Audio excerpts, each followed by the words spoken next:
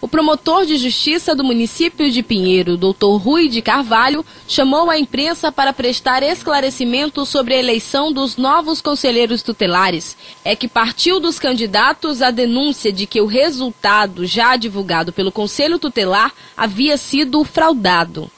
Uma candidata de nome Rosileia Cruz Pereira, que é a primeira suplente, ela alegava que teria tido mais votos do que o último eleito. E como o prazo que foi dado pela comissão para interposição do recurso caiu em dias que não eram úteis, ela não teve como formular o recurso e veio à Promotoria de Justiça para formular uma reclamação. Nós então chamamos a comissão, porque não é o Ministério Público que conduz o processo de eleição. Quem conduz o processo de eleição é o Conselho de Direitos da Criança e do Adolescente. O Ministério Público acompanha esse processo, assim como o Poder Judiciário também deve acompanhar através do Juiz da Infância e Juventude. E, da mesma forma, o Ministério Público, o promotor que atua na área da infância e juventude. Eu aproveito a oportunidade para anunciar as pessoas que foram eleitas, né, para exercer essa função nos 3 próximos anos, a função de conselheiro tutelar.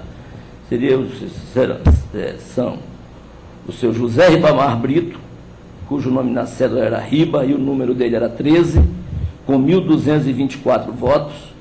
A dona Rosane de Jesus Castro, cujo número na cédula era 3 e com 1.119 votos. A dona Maria do Livramento dos Santos Gomes, que é conhecida como Lili, cujo número na cédula era 4 e com 1.014 votos. A dona Maria José Soares Sá, na cédula Zezé, número 6, com 983 votos. E o seu José Jorge Câmara, na cédula o número era Jorge, que ficou com 870 votos.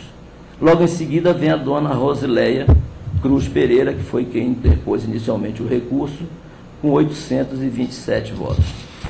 Na apuração anterior, o José Jorge tinha recebido 862 na votação anterior, na apuração anterior, e ficou na de hoje com 870, portanto uma variação de 8 votos. E a dona Rosileia Cruz tinha recebido 818 e hoje, na apuração que nós fizemos aqui, 827. Ambos tiveram uma variação para cima. O José Jorge, uma variação de 8 votos, e a dona Rosileia Cruz, uma variação de 9 votos também para cima. Mas não houve alteração quanto ao resultado dos eleitos. Para o promotor, o voto manual talvez tenha prejudicado esse processo eleitoral. Segundo ele, em casos como esse, deveria sim ser utilizado a urna eletrônica. É evidente que ocorreram algumas alterações, porque é um processo manual, a eleição foi realizada através de um processo manual, e ocorreram falhas. Hoje mesmo nós tivemos que anular alguns votos, porque nós percebemos que tinham votado em mais de 5 candidatos em algumas cédulas e só pode votar no máximo em 5, então houve uma diferenciação. Esse voto manual, nós o conhecemos muito bem, né, das eleições parlamentares. Hoje, graças a Deus, ele raramente é utilizado, né? Ele não deixou de ser utilizado porque, às vezes, quando há um problema numa urna eletrônica, ele pode ser utilizado. Isso, às vezes, acontece. Mas, graças a Deus, hoje nós temos um outro processo, né, no qual se desenvolve as eleições parlamentares. E esta eleição para o Conselho Tutelar, ou qualquer outra eleição que haja no município, pode ser realizada através da urna eletrônica, desde que o Poder Judiciário seja comunicado em tempo hábil para que se faça todo aquele processo que se utiliza, que se faz nas eleições parlamentares, a fotografia do candidato, o número do candidato, entendeu? É possível fazer, porque conheço, inclusive, locais onde eleição do Conselho Tutelar já ocorreu com o uso da urna eletrônica. A eleição para eleger os novos conselheiros tutelares aconteceu no último dia 28. Mais de 2.000 pessoas foram até as urnas. 15 candidatos concorreram às 5 vagas predeterminadas pelo Conselho de Direito.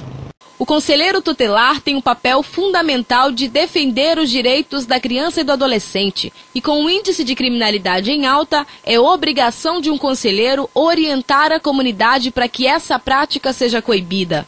Os índices de criminalidade aqui em Pinheiros são altíssimos e preocupantes, muito preocupantes, né?